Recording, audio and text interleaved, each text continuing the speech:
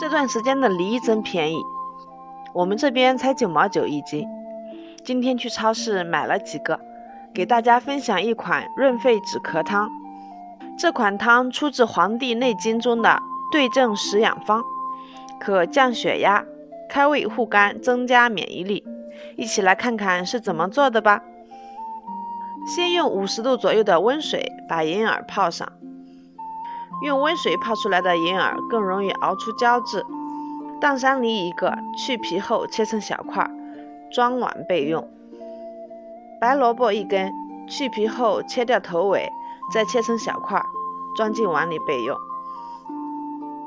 现在我们的银耳也泡好了，泡好的银耳比较有弹性，在流水下清洗干净，用剪刀把银耳的根剪掉，再把它撕成小朵。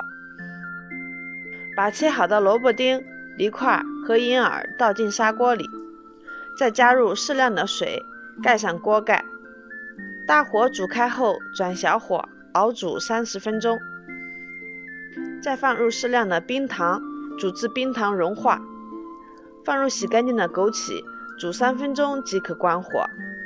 这是一款食疗养生汤，男女皆宜，尤其是患有咳嗽、喉咙发痒干疼、慢性支气管炎和饮酒醉酒的朋友。